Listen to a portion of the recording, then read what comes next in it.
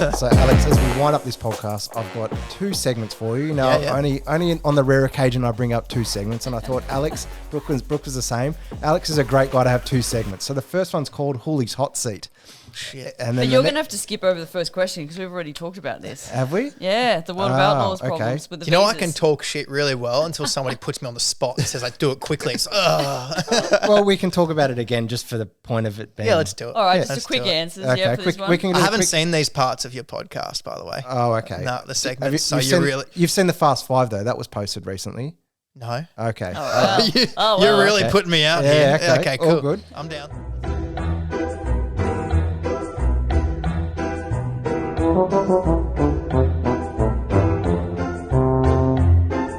First one is, what were your thoughts on the visa problems with the Outlaws struggling to race in Australia? What were your just brief thoughts on this one? Brief thoughts.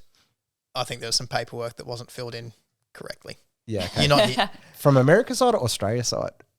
Wouldn't the driver be filling out his own visa paperwork? Yeah, true. Whoever did it, you're not here for a holiday. Yeah, okay. All right, well, that's... We can say that, but if you're going to take home $50,000 from the Classic, you weren't holidaying. Yeah. You were working. Yeah. Question number 2. What really happened back at Parramatta all those years ago when Tony Stewart and Donny Schatz packed their bags and never came back to Sydney? Oh, I knew you'd love this oh, one. that's spicy. I was like a 16-year-old kid on the hill. Yeah, see, that's why it's called HOOLY'S Hot Seat. Yeah. I heard Tony Stewart told one of the owners back then, Brett Stewart. Yeah, I think it Brett was Morris. Brett Morris. Not Brett Yeah. Stewart, Brett Morris. That your track's shit and I could prepare it better than you. Yeah. And Brett said, fine, get on the fucking grader. And Tony pegged his helmet at him. Yeah, right. That's what I heard. Yeah. Whether there's any truth behind that, no idea. But Yeah. that's what I heard. Yeah. And then Donny and that went to Queensland or whatever else. Yeah, Donny did what Donny was told. Yeah. All right. Number 3, and Brooke and I were keen for this one. Oh, yeah. Who's the alias behind the keyboard racer on Facebook? Oh, shit. My question is it Mr. Orr? Is it? No. I've been compared to Virat Kohli on the cricketer on there. Oh, how good is the keyboard It's racer? fucking I funny know. as. It's great. My pick? Yeah. Andy Rogers. Andy Rogers. Who's Andy Rogers? Andy Rogers cruise on cars down in South Australia. Okay. Intelligent, quick-witted dude. Yeah. I think he's got the brains for it, yeah. Yeah, you reckon Yeah, it's him? I reckon so. And he scouts even like other tracks around Australia to put that content up. Yeah, for sure. Wow. You reckon it's him? I reckon so. Because people are asking for his autograph at Warrnambool, basically. Did you see that? You got to go in the comments. And like the classic bingo. Yeah. I don't know if you've seen that. I've Yes, seen that. I did that. I love that. What was the one about picking like lettuce and shit Yeah. like that Oh, for the yeah. guys? Or yeah. Or like when Wade tastes the clays. So Yeah, see yeah. when the commentators get on board with it. Have a JD for certain things. And, Yeah, there was one. I think the keyboard racer was behind encouraging somebody to get him to say over the microphone the old if you've got a car parked, you're blocking an exit. Yeah. Plate NE1 for ABJ. Yep. NE1 for a blowjob. So yeah, the keyboard racer is awesome.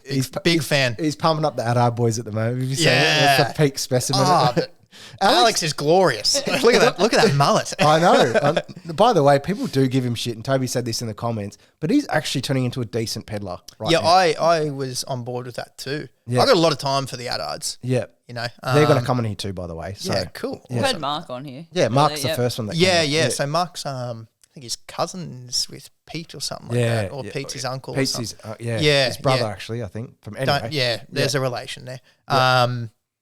But yeah, Mark's a wanker with his Ford. Tell him I said that. I'm not a Ford fan in sprint cars. Fucking Chevs all the way. Yeah. Nah, Mark's cool. But the adult brothers are doing really well. Yeah, and you know what? They're another pair of kids that are doing it on their own. Yeah. Like Alex, we picked up some stuff for them from Toowoomba.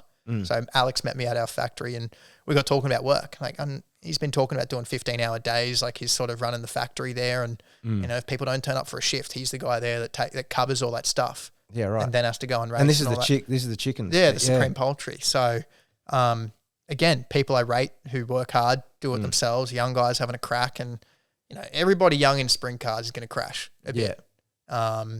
But Alex, I would say, has been most improved this whole season at Eastern Creek. Actually, there's a heap of guys that are most improved, but Alex is probably my pick.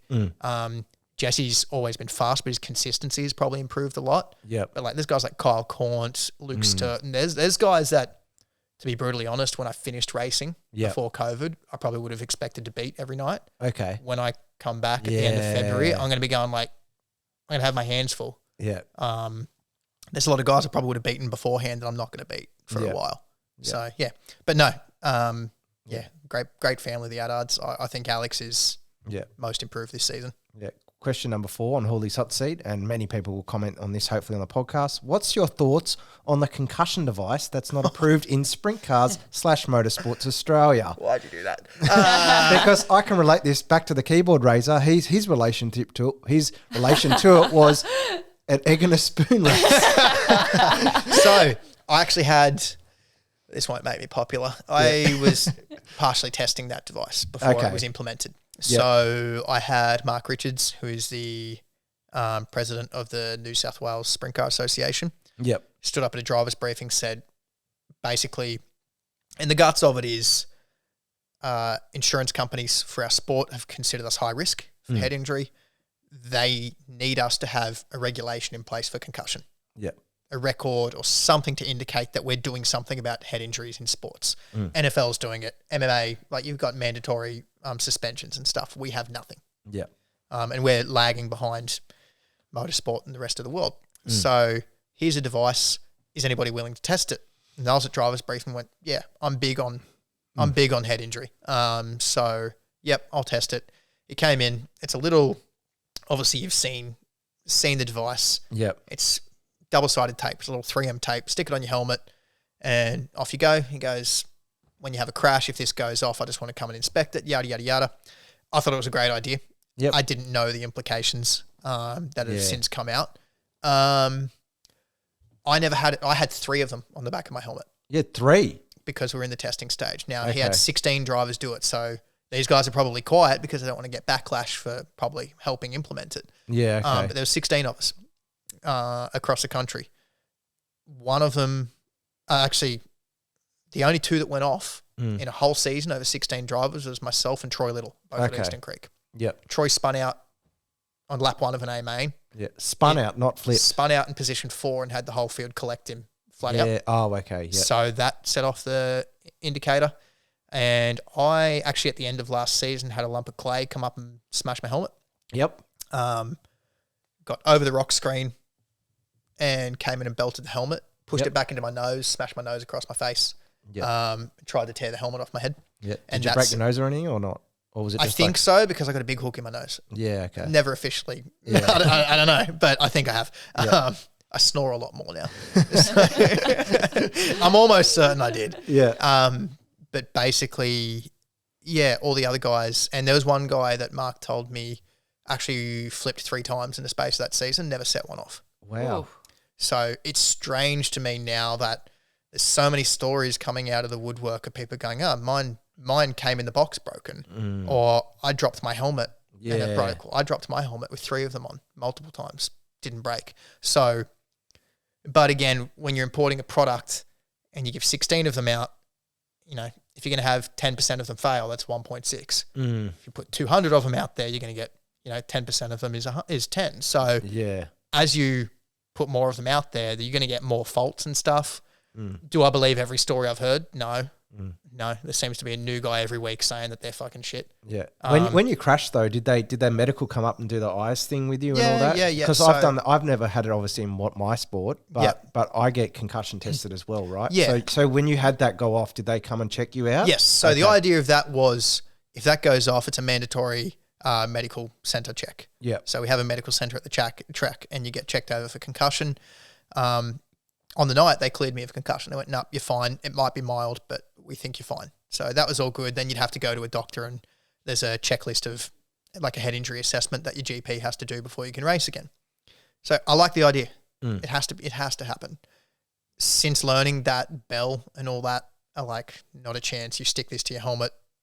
It's now void of all warranty and responsibility on our behalf. We've got to take them off. Yeah, okay. You cannot run another race meeting like that. Yeah. And as much as I'm for them and I was part of the testing process, I would be rocking up to the classic at driver's briefing saying, we're all taking these off. So you either have a meeting or you don't, because there's 118 drivers here that are taking them off the car. Yeah. Realistically, like we've got your helmet down here and I don't know what everybody can see on the podcast, but that winglet, the clear winglet behind your helmet, I can't see how if we stuck it on that would structurally affect the helmet. Yeah, right. Well, because that's an extra plastic part of the Yeah. So if I stick it to that, I don't see how that can affect the helmet. And realistically, That's like a other good people, point. Well, that's where I've stuck it on my helmet. Yeah. Because I've got a Bell GTX and it has a similar winglet off the back. So I understand like the story of Michael Schumacher that, you know, the GoPro mount may have been what compromised the helmet. I get that. I think realistically, is it more helmet manufacturers probably covering their ass just in case? Yeah. So does this also come down to, like, should the helmet manufacturers be working with the manufacturers for these to build them into the helmets? I agree. That's so they're not, you know what I mean? Like they're actually in between the padding and that, and so they're not actually ever going to hurt the head. We've got to go back to scratch because trying to attach things onto these things is clearly not working. Well, here's the question I have. They won't do it because it hasn't been homologated or tested. So there's no reason that we can't get this device tested and say, actually, it doesn't affect the helmet. You're right to use them. Yep. The fact that there's no data on that is the only reason they're saying no, from my understanding. I don't know. There's lots of parts to that story. I can't give you a quick answer on it. Yeah. I believe we need to have some recording of head injury assessment. Yeah. You know, at the track, we need it. This clearly wasn't the right way. If I'd known that was going to void the warranty on my helmet, I probably wouldn't have put it on. Yeah. So in essence, it was a good idea.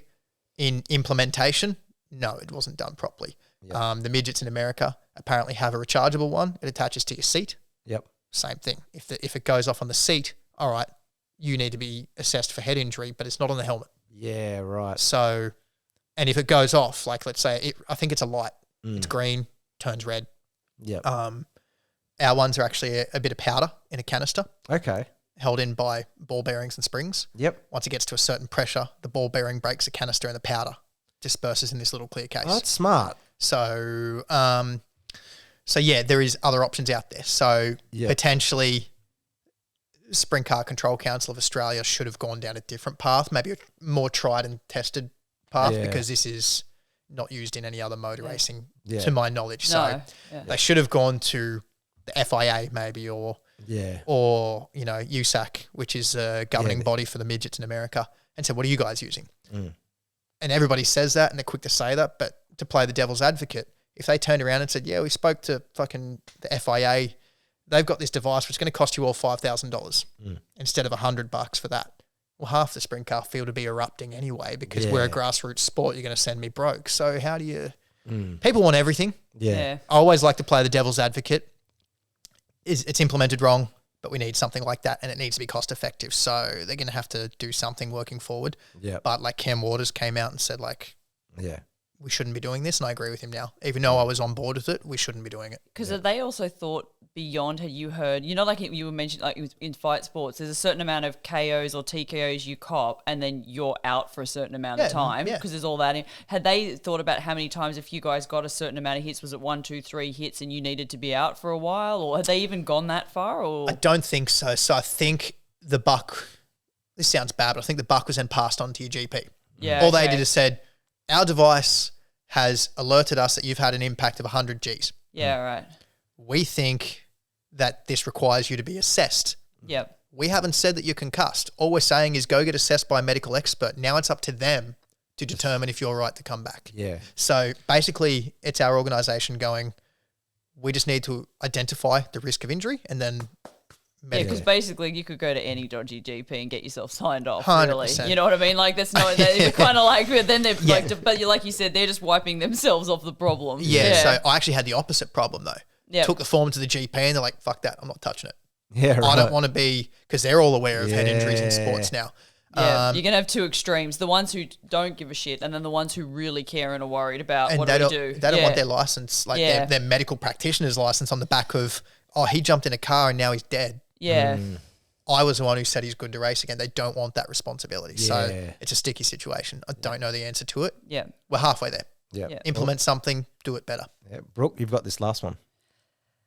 Oh, okay. Where are we at? So number 5, should the rest of Australia follow Western Australia and put sprint cars back on mainstream TV?